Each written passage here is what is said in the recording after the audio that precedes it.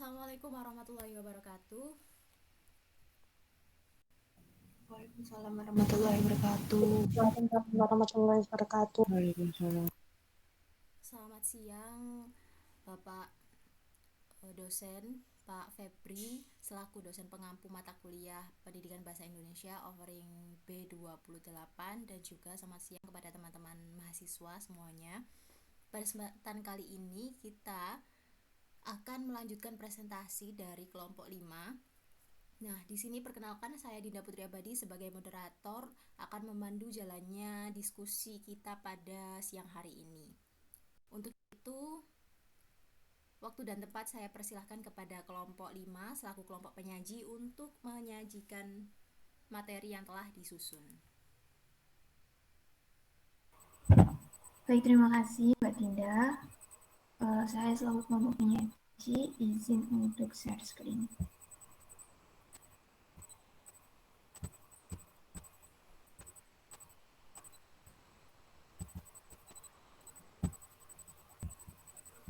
Apakah sudah terlihat? Sudah. Sudah, Mbak.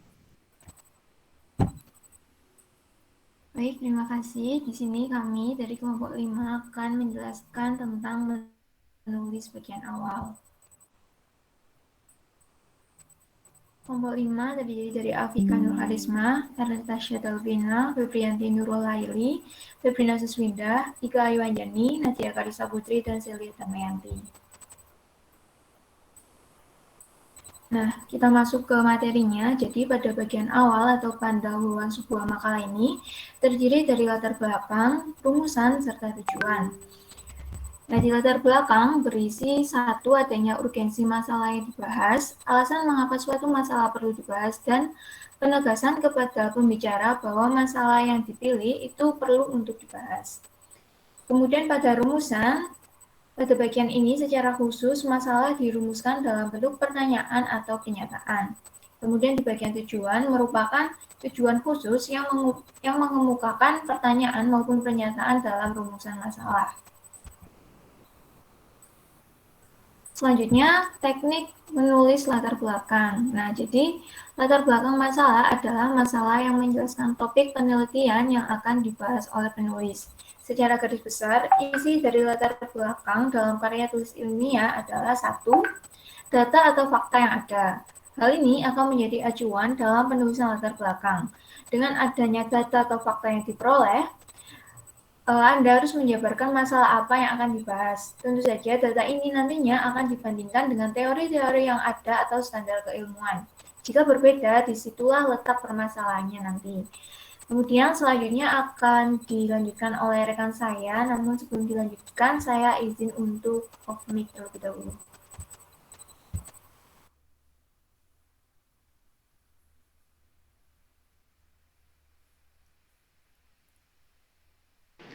Baik, selanjutnya adapun teknik menulis latar belakang. Yang kedua yaitu analisis, berisi analisis terhadap permasalahan yang ada sampai jelas. Dari analisis tersebut dapat menghasilkan sebuah kesimpulan awal mengapa proyek tersebut bisa dan harus diteliti lagi. Kemudian menurut Sugiono yang menyebutkan bahwa latar belakang masalah berisi tentang sejarah atau alur atau peristiwa yang sedang terjadi pada proyek penelitian. Namun, dalam proyek penelitian tersebut benar-benar ada masalah atau penyimpangan-penyimpangan yang dapat dilihat dari standar keilmuan atau peraturan yang ada. Karena adanya penyimpangan atau ketidakberesan tersebutlah kemudian sebuah proyek penelitian bisa untuk diteliti. Dalam latar belakang masalah juga terdapat analisis sehingga sebuah masalah menjadi lebih jelas dan dapat diterima baik oleh pembaca. Melalui analisis ini juga, peneliti harus mampu menjelaskan tentang penyimpangan atau tidak kesesuaian yang terjadi dan mengapa harus diteliti lebih jauh lagi. Next.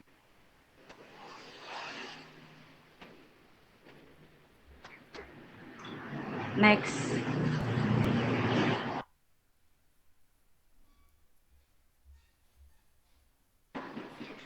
Sedangkan menurut Husain Umar menyebutkan bahwa isi latar belakang masalah adalah sebuah informasi tentang suatu masalah dan atau peluang yang dapat dipermasalahkan agar ditindaklanjuti lewat penelitian, termasuk hal-hal yang melatar belakangnya.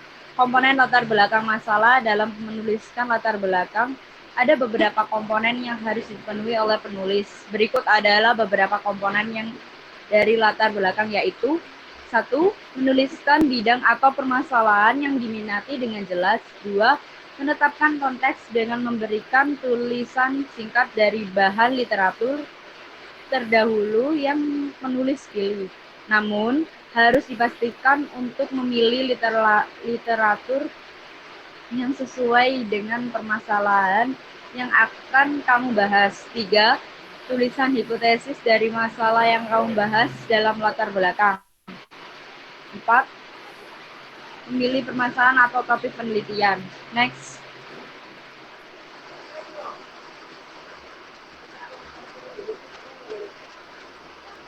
Dalam penulis sebuah hipotesis karya ilmiah harus dibangun berdasarkan argumentasi kuat yang pada umumnya sudah dijabarkan terlebih dahulu di latar belakang masalah. Oleh sebab itu, sangat penting untuk membuat latar belakang sekuat mungkin agar tidak memberikan kesan hipotesis yang ingin dicari tiba-tiba muncul tanpa adanya argumentasi yang kuat.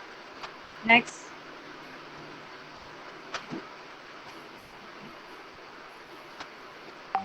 Nah, adapun juga cara membuat latar belakang.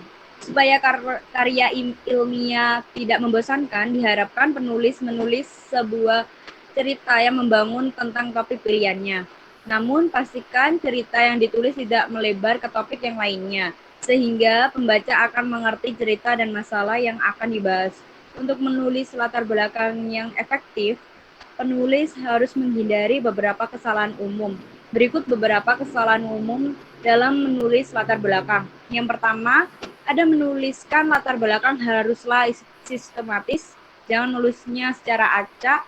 Kalau kita membahas tema tidak secara kronologis, nantinya akan membuat para pembaca kebingungan.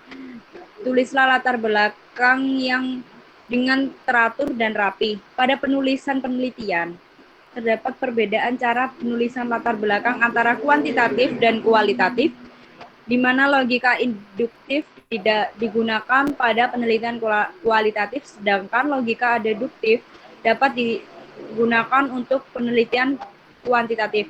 Oleh sebab itu, sangat penting untuk memperhatikan dan menulis latar belakang secara sistematis. Selanjutnya akan diteruskan oleh rekan saya. Baik, selanjutnya adalah jangan menulis secara ambigu, karena hal ini bisa terjadi jika penulis hanya menjelaskan topik secara setengah-setengah. Untuk menghindari hal ini, penulis harus mencoba memposisikan bahwa dirinya adalah seorang pembaca yang belum paham sama sekali tentang topik. Dengan begitu, penulis akan menulis latar belakang secara jelas. Yang ketiga yaitu memusat pada tema. Fokuskan pada aspek-aspek penting dalam penelitian seperti tulis perbedaan atau kesenjangan yang ada dengan literatur sebelumnya.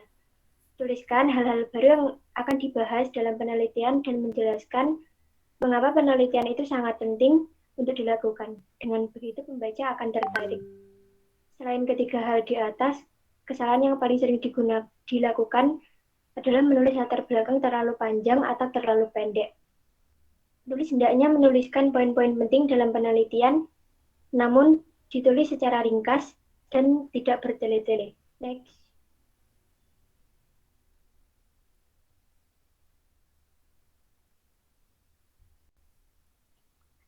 Teknik merumuskan masalah. Beberapa hal yang perlu diperhatikan dalam merumuskan masalah penelitian antara lain yaitu masalah yang dipilih harus researchable. Dalam arti masalah tersebut dapat diselidiki. Yang kedua, masalah perlu dirumuskan dengan singkat dan padat, tidak berbelit-belit, yang dapat membingungkan pembaca. Yang ketiga yaitu rumusan masalah hendaknya dalam bentuk kalimat tanya. Masalah akan lebih tepat apabila dirumuskan dalam bentuk kalimat pertanyaan, bukan kalimat pernyataan. Yang keempat yaitu rumusan masalah hendaknya jelas dan konkret. Rumusan masalah yang jelas dan konkret akan memungkinkan peneliti secara eksplisit dapat menjawab pertanyaan-pertanyaan apa yang diselidiki, siapa yang diselidiki, mengapa diselidiki, bagaimana pelaksanaannya, bagaimana melakukannya, dan apa tujuan yang diharapkan. Next.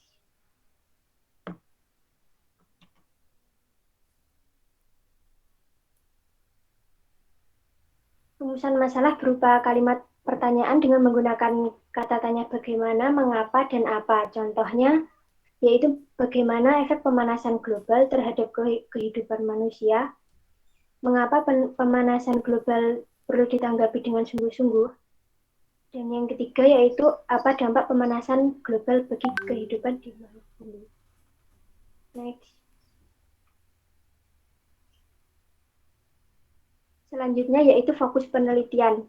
Fokus penelitian ini merupakan suatu penentuan konsentrasi sebagai pedoman arah suatu penelitian dalam upaya untuk mengumpulkan dan mencari informasi serta sebagai pedoman dalam mengadakan pembahasan atau penganalisaan sehingga penelitian tersebut benar-benar mendapatkan hasil yang diinginkan. Fokus penelitian adalah rangkaian bentuk susunan permasalahan yang dijelaskan sebagai pusat dalam topik penelitian, sehingga harapannya dengan terfokus ini penelitian benar-benar mampu mengumpulkan data dan menganalisis data yang sesuai dengan tujuan penelitian. Oleh karena itu, hampir setiap macam metode penelitian kadang-kala mencantumkan fokus penelitian, baik itu kualitatif, deskriptif, kuantitatif, studi kasus, studi kepustakaan, dan lain sebagainya. Selanjutnya akan dijelaskan oleh teman saya.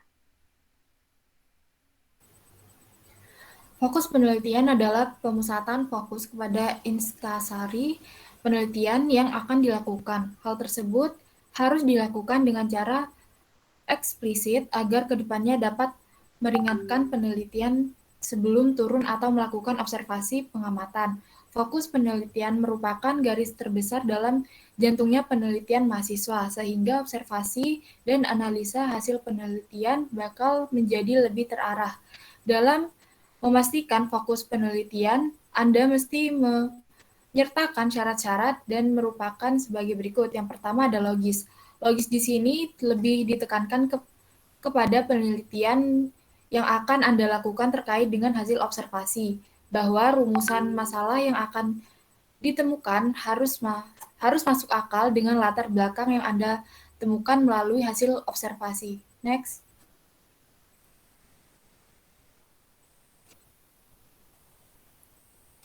Yang kedua ada rasional. Dalam menentukan rancangan penelitian, selain rumusan masalah, hal terkait sebelumnya. Baik, yang kedua dalam menentukan rancangan penelitian, selain rumusan masalah yang terkait dengan latar belakang masalah, rancangan penelitian juga harus memiliki nilai rasional dalam menentukan tujuan dan teori yang digunakan, sehingga fokus penelitian dapat disesuaikan dengan keterbatasan dan kemampuan peneliti. Jadi dapat dikatakan juga bahwa rancangan penelitian harus memiliki fleksibilitas dalam menguraikan masalah dan tujuan dan penelitian yang akan dilakukan kelak menjadi lebih efisien. Next. Di samping itu juga, fokus penelitian merupakan batas ruang dalam pengembangan penelitian supaya penelitian yang akan dilakukan tidak terlaksana dengan sia-sia karena tidak jelasan dalam pengembangan pembahasan. Dalam menyusun sebuah laporan, baik itu skripsi, tesis, atau disertasi, maka fokus penelitian harus dijabarkan secara eksplisit dengan tujuan agar mempermudah peneliti sebelum mengadakan kegiatan observasi. Secara umum, fokus penelitian adalah garis besar dari penelitian itu sendiri. Dengan begitu, maka kegiatan observasi sampai analisa hasil penelitian bisa lebih terarah. Oleh karena itu, apabila Anda mau menyusun fokus penelitian, segera perhatikan hal ini. Yang pertama itu harus masalah yang dibawa dalam penelitian memang dapat diteliti dan dapat dilaksanakan secara efisien. Yang kedua, harus jelas artinya bahwa rumusan masalah yang dibawa dalam penelitian harus bisa dipahami oleh semua orang dengan asumsi yang sama, tidak boleh beda. Yang ketiga, harus signifikan. Maksud bahwa hasil kajian dari fokus penelitian dapat memberi kontribusi nyata terhadap perkembangan ilmu dan lain-lain. Yang keempat, harus etis. Ini mengandung makna bahwa kajian serta hasil-hasil dari penelitian tidak bertujuan untuk menghujat atau merendahkan orang lain. Materi selanjutnya akan disampaikan oleh rekan saya. Nah, oke, selanjutnya fokus penelitian bermanfaat bagi pembatasan mengenai objek penelitian yang akan diangkat. Manfaat lainnya adalah agar peneliti tidak terjebak pada banyaknya data yang diperoleh di lapangan.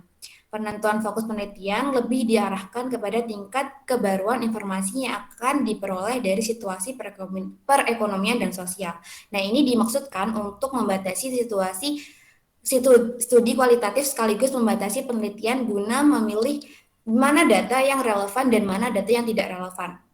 Fokus penelitian ini berisi pernyataan tentang indikator dan faktor-faktor yang akan diteliti secara lebih detail. Rincian aspek yang akan diteliti tersebut berguna memberikan arah dan memperjelas jalinan fenomena yang diteliti.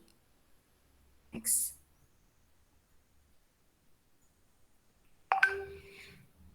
Nah, berikut adalah contoh fokus penelitian. Yang pertama ada penelitian kualitatif. Adapun salah satu jenis metode penelitian yang kerap kali menggunakan fokus penulisan ialah kualitatif. Hal ini lantaran dalam variabel penelitian untuk riset ini perlu penegasan agar tidak terjadi penyimpangan.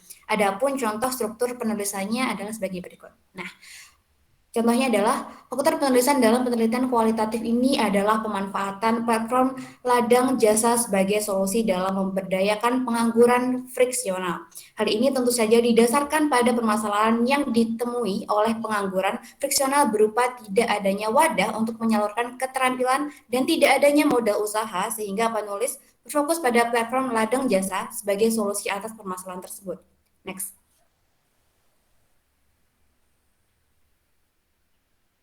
Contoh yang kedua adalah penelitian kuantitatif. Adapun salah satu proses dalam tahapan penulisan untuk fokus penelitian dalam kualitatif tetap harus mempertimbangkan sampel atas rumusan masalah yang akan dilakukan kajian. Dalam kaidahnya, struktur kepenulisan ini bisa dicontohkan sebagai berikut.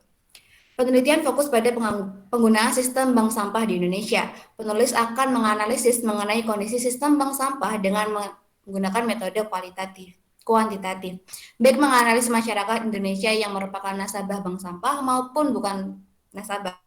Selanjutnya, penulis akan menganalisis hasil dari survei apakah dengan aplikasi mobile sistem ini akan menjadi lebih baik atau tidak. Next. Dan contoh fokus penelitian yang ketiga adalah penelitian deskriptif. Penelitian deskriptif merupakan salah satu metodologi yang digunakan dalam pemecahan masalah dengan langkah mendeskripsikan, menggambarkan, menjelaskan, dan menganalisis situasi dan kondisi dalam suatu objek permasalahan dari sudut pandang penulis yang didasarkan pada telaah pustaka yang menunjang atau studi literatur. Nah, contohnya adalah objek permasalahan adalah industri pengolahan udang yang menghasilkan limbah cangkang udang atau Venus SP, dan industri pencetakan koran yang menghasilkan limbah cair akan mengandung logam berat berbahaya yaitu timbal atau PB. Penulis mencoba memberikan solusi dari kedua permasalahan tersebut dengan cara memanfaatkan limbah industri pengolahan udang sebagai penyerap logam timbal berat atau PB pada limbah cair industri percetakan koran. Penulisan fokus pada sintesis nano, kitosan, dan mekanismenya dalam mengikat ion logam timbal PB dalam limbah cair. Selanjutnya akan dijelaskan oleh rekan saya.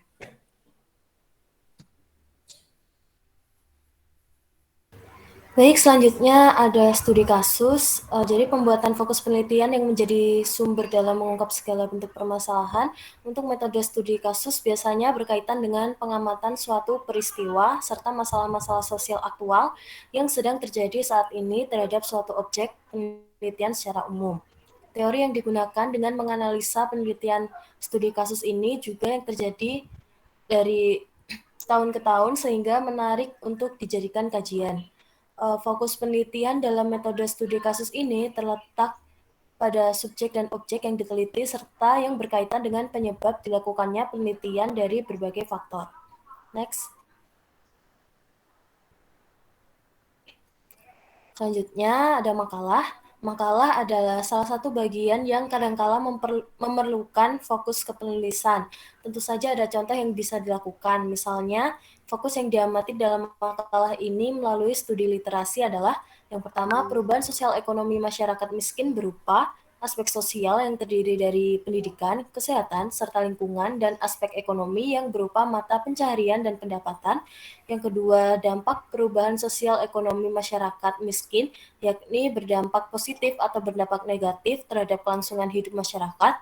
Dan yang ketiga, faktor-faktor yang mempengaruhi perubahan sosial ekonomi masyarakat, yakni perubahan yang disebabkan oleh masyarakat itu sendiri atau intern, dan perubahan karena pengaruh dari luas. Next.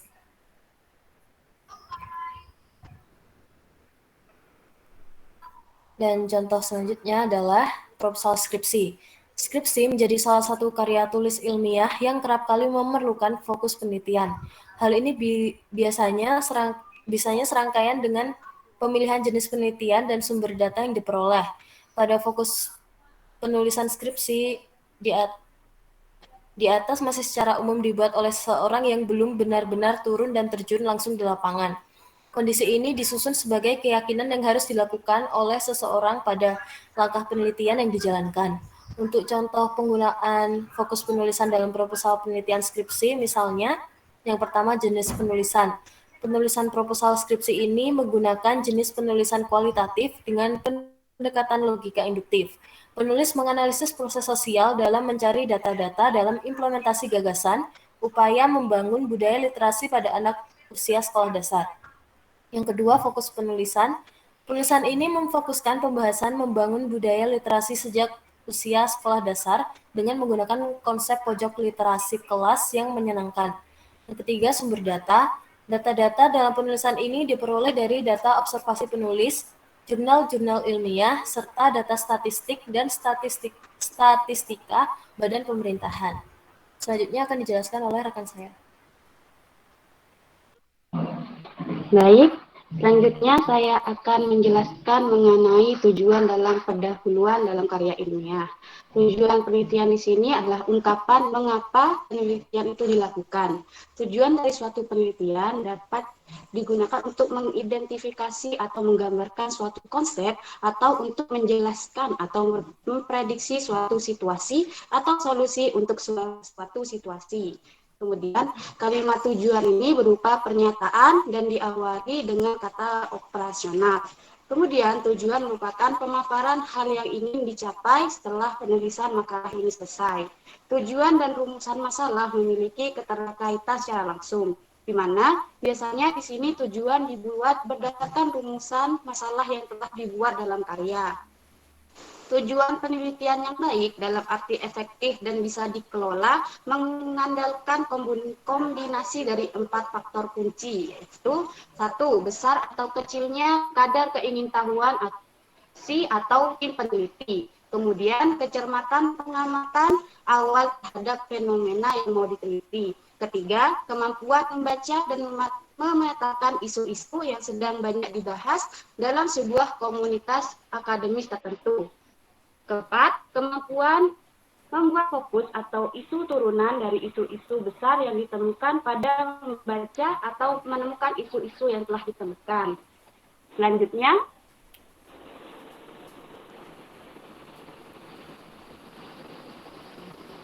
suatu tujuan penelitian yang efektif atau biasa disebut juga topic statement tidak terlepas dari 3 hal berikut.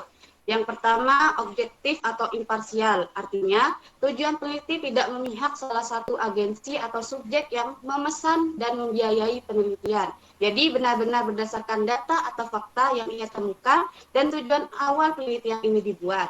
Yang kedua, dirumuskan dengan bahasa yang jelas, yaitu tidak ambigu dan metaforsis, dan menggunakan kata kerja aktif transitif untuk mencirikannya. Ketiga, biasanya menggunakan bingkai kerja atau framework pada riset yang dilakukan. Artinya, masuk akal untuk dikerjakan, baik dari segi pembiayaan, waktu pengerjaan, orang-orang yang terlibat termasuk kompetensinya, bisa ditunjang sarana dan fasilitas yang tersedia, terlihat ada manfaat atau kegunaannya, entah untuk sekelompok orang atau khalayak yang lebih luas. Istilah yang lazim digunakan pada poin ini adalah the feasibility of research. Selanjutnya, contoh dari tujuan dalam pendahuluan. Berdasarkan rumusan masalah yang telah dipaparkan, berikut ini dipaparkan tujuan penulisan makalah. 1. Mendeskripsikan bentuk media audio visual yang digunakan dalam pembelajaran drama. 2. Memaparkan efektivitas media audiovisual dalam pembelajaran drama. 3. Memaparkan kemenarikan media audiovisual dalam pembelajaran drama. Selanjutnya,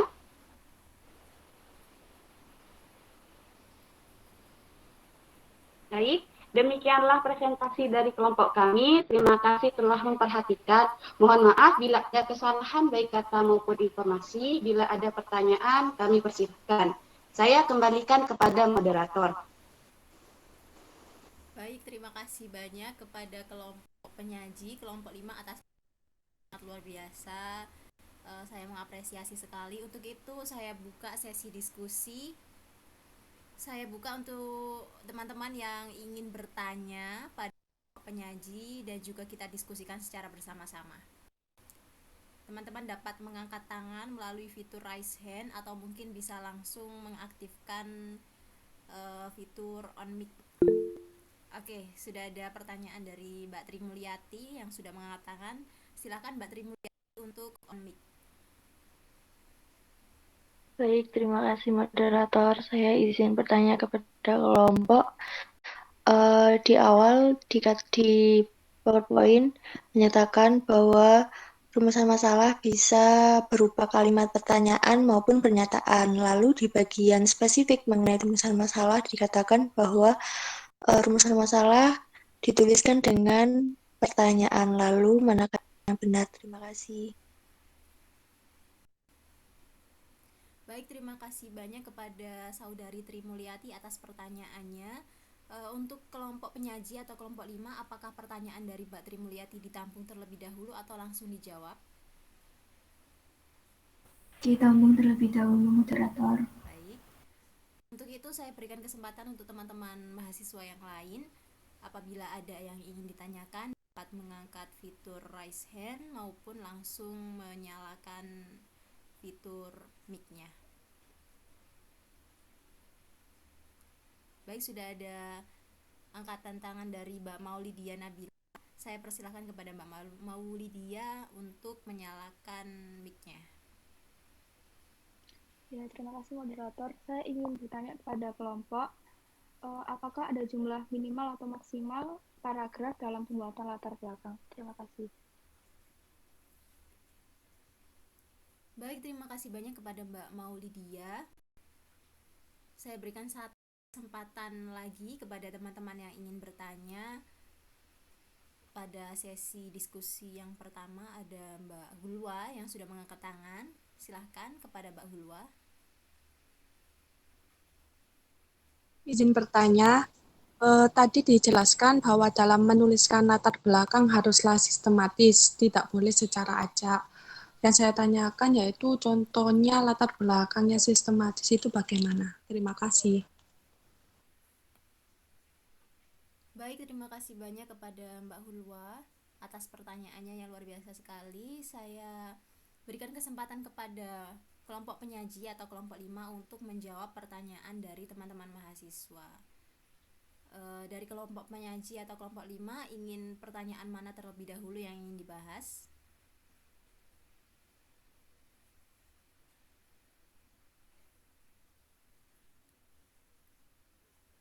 Dari pertanyaan Mbak Tri Mulyati.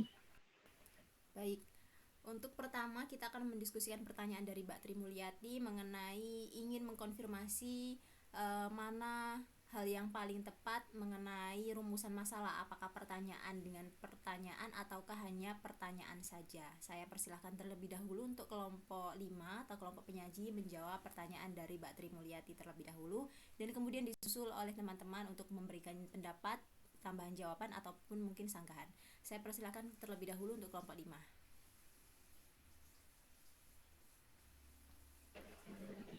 Baik, saya perwakilan dari kelompok 5. Jadi tadi pertanyaannya, dijelaskan bahwa rumusan masalah menggunakan kalimat pertanyaan atau pernyataan. Namun di bagian akhir dijelaskan secara spesifik bahwa rumusan masalah berupa pertanyaan lalu manakah yang benar. Jadi rumusan masalah itu alangkah baiknya dalam bentuk kalimat tanya, karena pertanyaan-pertanyaan tersebut akan menjadi arah kemana sebenarnya penelitian akan dibawa dan apa saja sebenarnya yang ingin dikaji atau dicari tahu oleh peneliti, seperti itu. Saya Ya, baik. Terima kasih banyak Mbak Febrianti dari kelompok penyaji. Apakah dari kelompok penyaji yang lain ada yang ingin memberikan tambahan jawaban? Ya, silahkan Mbak Nadia terlebih dahulu, kemudian Mbak Ika Ayu. Baik, saya izin menambahi dari teman kelompok. Menurut saya rumusan masalah itu benar kata teman saya berupa pertanyaan yang mempertanyakan beberapa hal yang berkaitan dengan suatu penelitian. Nantinya jawaban dari pertanyaan tersebut yang akan menjadi fokus penelitian. Terima kasih. Ya, terima kasih banyak Mbak Nadia. Selanjutnya mungkin ada tambahan dari Mbak Ike selaku kelompok penyaji. Baik, terima kasih atas kesempatannya Mbak Dinda. Saya setuju dengan jawaban Mbak Febrianti. Untuk rumusan masalah itu alangkah baiknya menggunakan pertanyaan atau kalimat tanya, tapi bisa menggunakan pernyataan. Tapi alangkah baiknya tetap menggunakan pertanyaan karena jawaban dari rumusan masalah itu nantinya akan menjadi tujuan dalam penelitian, seperti itu. Terima kasih. Terima kasih banyak kepada Mbak Febrianti, Mbak Nadia, Mbak Ike dari kelompok penyaji. Apakah dari kelompok penyaji anggotanya yang lain, apakah ada yang ingin menambahkan lagi?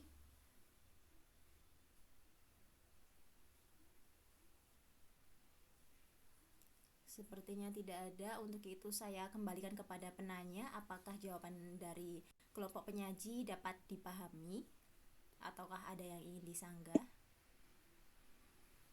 Dipahami, moderator. Terima kasih.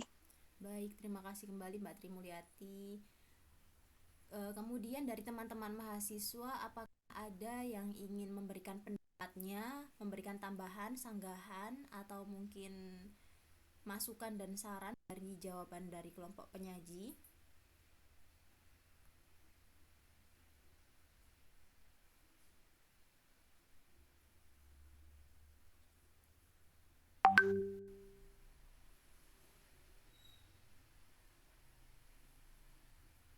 Sepertinya tidak ada ya. Untuk itu, jika tidak ada, maka akan saya lanjutkan pada pertanyaan kedua. Pertanyaan dari Mbak Maulidia. Saya persilakan kepada kelompok penyaji untuk memberikan jawabannya terlebih dahulu atas pertanyaan dari Mbak Maulidia Nabila.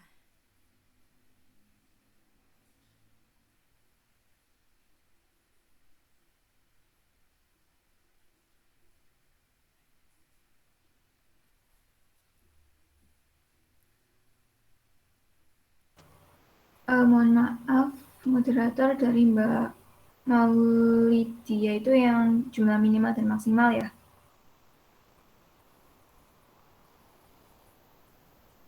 Iya, betul. Oke, baik. Di sini saya akan menjawab. Sebenarnya untuk ketentuan minimal atau maksimalnya itu tidak ada ketentuan harus berapa, asalkan dalam latar belakang itu sudah mencakup urgensi masalah yang akan dibahas, alasan mengapa suatu masalah perlu dibahas, atau penegasan kepada pembicara bahwa masalah yang dipilih itu perlu untuk dibahas lebih lanjut, seperti itu. Jadi pada intinya tidak ada ukuran seberapa maksimal atau minimalnya. Terima kasih. Baik, Mbak Nadia dari kelompok penyaji, saya persilahkan untuk on mic. Baik, saya setuju dengan pendapat Ike. Menurut saya juga tidak ada jumlah minimal ataupun maksimal dalam pembuatan latar belakang. Yang penting saat membuat latar belakang itu ditulis sebagai upaya pemberian garis besar apa yang akan dibahas di dalam inti karya penelitiannya dan ditulis sejelas mungkin dan sesuai dengan fakta. Saya persilahkan juga kepada Mbak Febrina Susvinda dari kelompok penyaji untuk on mic. Baik, saya di sini juga setuju sama jawaban kedua rekan saya. Untuk masalah seberapa panjang latar belakangnya ini, saya setuju kok tidak ada patokan khususnya. Karena semuanya ini tergantung dari kepentingan karya ilmiah itu sendiri. Kalau memang banyak yang dijabarkan, kalau latar belakangnya itu bisa lebih dari 1 lembar. Tapi kalau masalah yang dijabarkan hanya sedikit dan tidak mendalam, mungkin latar belakangnya bisa cuma sebanyak 1 sampai 2 halaman saja. Nah, yang terpenting semua hal yang ada dalam latar belakangnya itu sudah tersedia dan sudah jelas. Misalnya alasan kenapa karya itu dibuat, kemudian data-data faktual dan detail sebagai pendukung karya tersebut sudah ada di latar belakang. Begitu jawaban saya. Baik, terima kasih banyak Mbak Febrina Susvinda atas jawabannya sangat luar biasa sekali. Di sini ada Mbak Celia Damayanti dari kelompok penyaji yang mengangkat tangan. Saya persilahkan kepada Mbak Celia dari kelompok penyaji untuk mengaktifkan fitur mikrofonnya. Oke, terima kasih. Sebelumnya teman-teman saya sudah menjawab secara lengkap dan sangat rinci.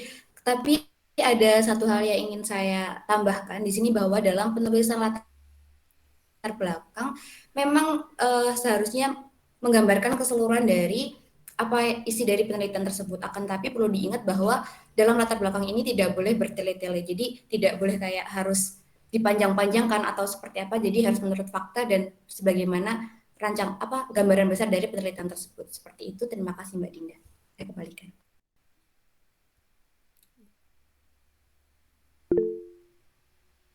Baik, terima kasih banyak dari Mbak Celia. Ini ada chat masuk, Mbak Shirley, maaf keluar masuk. Ya, tidak apa-apa Mbak Shirley. Dari kelompok penyaji setelah jawaban Mbak Ika Ayu Anjani, Mbak Nadia Karisa Putri, Mbak Febrina, kemudian Mbak Celia, apakah ada dari kelompok penyaji yang lain yang ingin menambahkan jawabannya?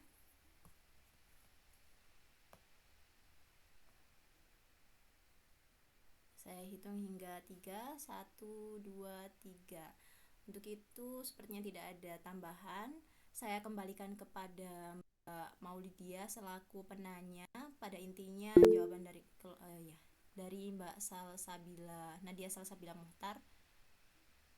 Silahkan, saya persilakan untuk mengaktifkan mikrofon.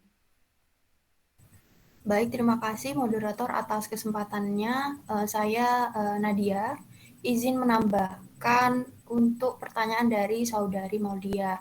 Benar kata teman-teman penyaji bahwa tidak ada ketentuan khusus yang mengharuskan latar belakang itu berjumlah maksimal berapa paragraf atau minimal berapa paragraf. Nah, tetapi seperti yang dijelaskan penyaji, latar belakang itu dianjurkan untuk tidak terlalu pendek dan juga tidak terlalu panjang. Kata penyaji juga, suatu makalah itu berisi poin-poin yang penting atau latar belakang itu berisi hal-hal yang melandasi pentingnya ditulis suatu makalah, skripsi atau yang lainnya, dan hal-hal yang penting yang dimaksud itu berupa argumentatif, teoritis ataupun argumentatif yang bersifat praktis, tetapi bukan alasan yang bersifat pribadi. Nah, bagian latar belakang ini harus dapat mengantarkan pembaca pada masalah atau topik yang dibahas dan menunjukkan signifikan masalah atau topik untuk dibahas. Itu pendapat dari saya. Sekian, terima kasih. Baik, terima kasih banyak kepada Mbak Nadia Salsabila Muhtar atas jawaban yang sangat lengkap, menarik, dan luar biasa sekali. Untuk itu, apakah dari penanya Mbak Maulidia sendiri, apakah ada feedback? Tidak ada, sudah cukup jelas. Terima kasih. Baik, sudah dapat dipahami ya. Apakah dari teman-teman mahasiswa yang lain di luar kelompok penyaji ada yang ingin memberikan tambahan pendapat, tanggapan, masukan maupun tambahan jawaban atau mungkin bahkan sanggahan? Saya persilahkan apabila ada mahasiswa yang ingin menambahkan jawaban. untuk raise hand.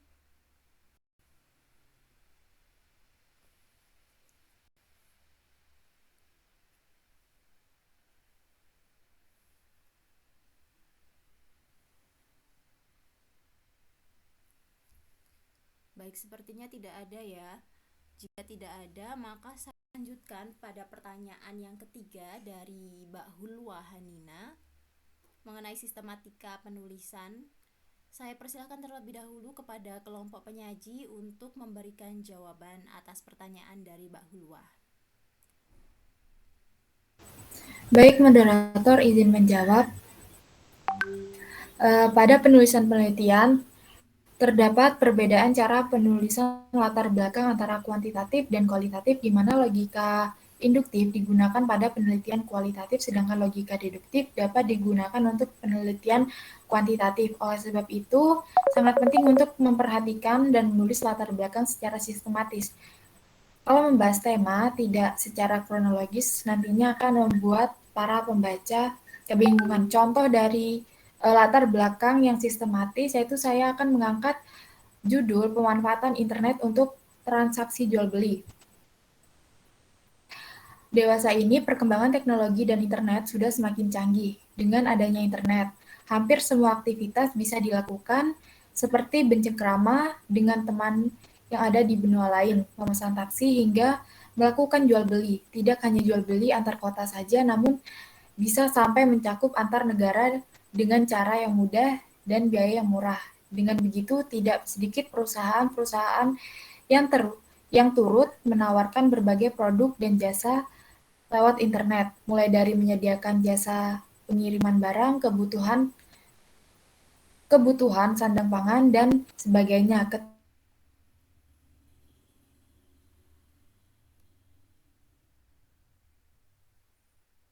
Bisa melihat produk tersebut.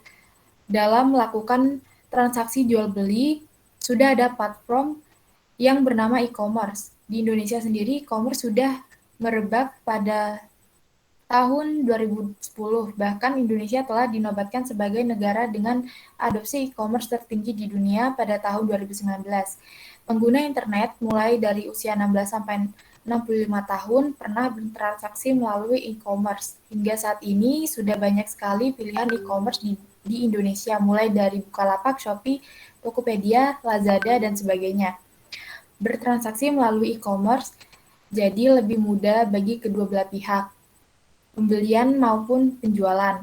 Dengan adanya e-commerce, para penjual tidak perlu mengeluarkan uang terlalu banyak seperti yang biaya sewa toko, pegawai, dan lain-lain. Dari sisi pembeli tidak perlu repot-repot datang ke toko untuk berbelanja melalui e-commerce. Transaksi jual beli menjadi lebih mudah dan cepat untuk para pengguna internet di seluruh dunia. Begitu contoh dari latar belakang yang efisien. Terima kasih. Baik, terima kasih banyak Mbak Ernest atas jawabannya yang sangat lengkap sekali. Apakah dari teman-teman kelompok penyaji yang lain ada yang ingin menambahkan jawaban? Ya, silakan Mbak Afika Nur. Baik, terima kasih moderator. Saya izin menambahkan, mungkin ada langkah untuk membuat latar belakang masalah agar terlihat sistematis. Untuk bagian awal latar belakang itu merupakan gambaran umum tentang masalah yang akan diangkat. Untuk gambaran umum ini mulai dari hal global sampai mengerucut fokus pada masalah inti, objek, serta ruang lingkup yang akan diteliti. Untuk bagian tengah itu merupakan ungkapan fakta, fenomena, data-data, dan pendapat ahli berkenaan dengan pentingnya masalah dan efek negatifnya jika tidak segera diatasi, dengan tentunya didukung teori dan penelitian terdahulu. Dan untuk bagian akhir, ini dapat diisi dengan alternatif solusi yang bisa ditawarkan dalam bentuk teoritis maupun praktis. Seperti itu. Terima kasih. Baik, terima kasih kembali Mbak Afika Nur. Jawabannya juga sangat luar biasa. Mungkin ada dari teman-teman mahasiswa yang lain yang ingin menambahkan jawaban.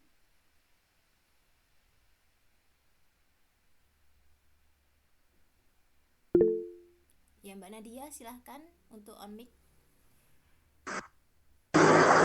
Baik, saya izin masuk sesuai dengan contoh dan langkah-langkah yang dijabarkan oleh rekan kelompok saya.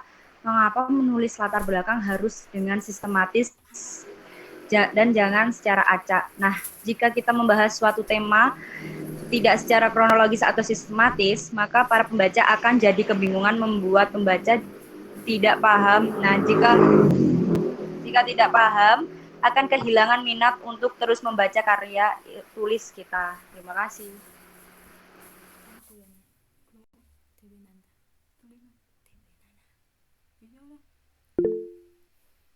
Silahkan kepada Mbak Ike Ayu yang telah mengaktifkan fitur raise hand.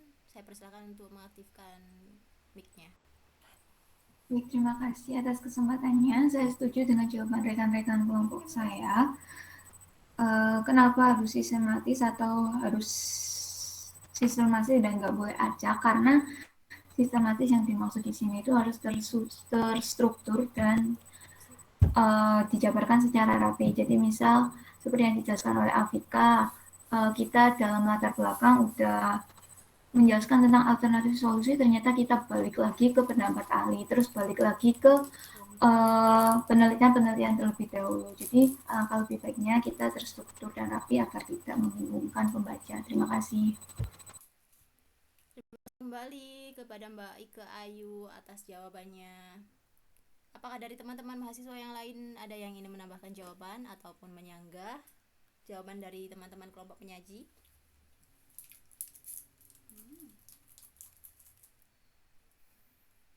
Saya hitung hingga 3 ya, apabila tidak ada 1, 2, 3. Baik, sepertinya tidak ada tambahan dari teman-teman. Saya berikan satu kesempatan lagi bagi teman-teman yang ingin bertanya terkait dengan topik diskusi kita hari ini.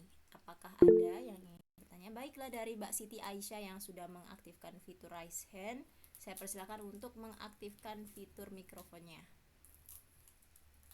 Baik, terima kasih sebelumnya moderator atas kesempatannya. Di sini saya izin bertanya, yaitu pada rancangan penelitian kan syaratnya ada 2, yang salah satunya itu rasional. Dan di situ dijelaskan bahwasanya rancangan penelitian itu harus memiliki fleksibilitas dalam menguraikan masalah dan tujuan, dan penelitian yang akan dilakukan itu kelak menjadi lebih efisien. Dan di sini yang ingin saya tanyakan itu maksudnya memiliki fleksibilitas dalam menguraikan masalah dan tujuan itu seperti apa? Terima kasih. Baik, terima kasih kembali kepada Mbak Siti Aisyah yang sudah bertanya. Pada intinya pertanyaannya yaitu mengenai apa yang dimaksud dengan fleksibilitas. Saya persilahkan terlebih dahulu untuk kelompok penyaji menjawab pertanyaan dari Mbak Siti Aisyah. Ya, silakan Mbak Celia Damayanti dari kelompok penyaji. Saya persilahkan untuk mengaktifkan fitur mikrofonnya. Oke, sebelumnya terima kasih Aisyah atas pertanyaannya dan terima kasih kepada moderator atas kesempatannya untuk menjawab.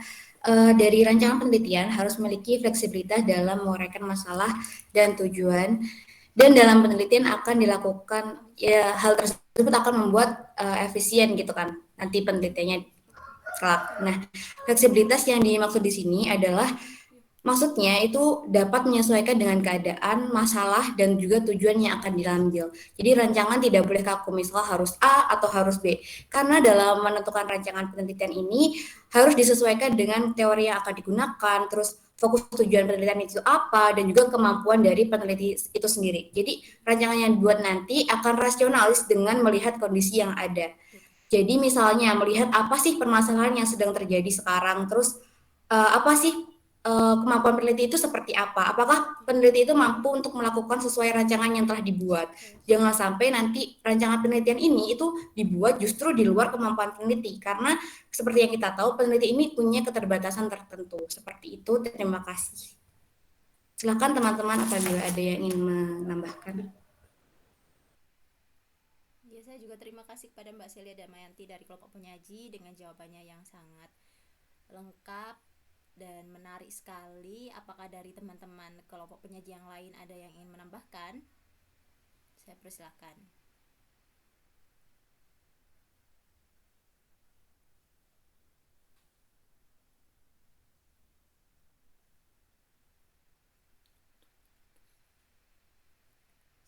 tidak ada ya. Saya kembalikan nanya Mbak Siti Aisyah. Bagaimana Mbak Siti Aisyah? Apakah jawaban dari Mbak Celia Damayanti selaku kelompok penyaji dapat dipahami ataukah ada yang ingin disanggah? Baik, terima kasih atas jawabannya dari kelompok penyaji. Saya sudah memahami dan sudah puas atas jawabannya. Terima kasih. Baik, terima kasih kembali Mbak Siti Aisyah. Apakah dari teman-teman mahasiswa yang lain ada yang ingin menambahkan jawaban atau memberikan pendapat? Tidak ada ya. Baik, jika tidak ada, karena waktu juga sudah hampir selesai untuk mata kuliah ini. Untuk itu saya berterima kasih banyak kepada teman-teman kelompok penyaji, teman-teman mahasiswa yang sudah berpartisipasi dan aktif dalam diskusi kita hari ini. Untuk itu semoga kita dapat berjumpa pada pertemuan selanjutnya. Saya selaku moderator mohon maaf yang sebesar-besarnya apabila ada salah kata. Terima kasih dan wassalamualaikum warahmatullahi wabarakatuh. Waalaikumsalam warahmatullahi wabarakatuh. Terima kasih semuanya. Terima kasih semuanya.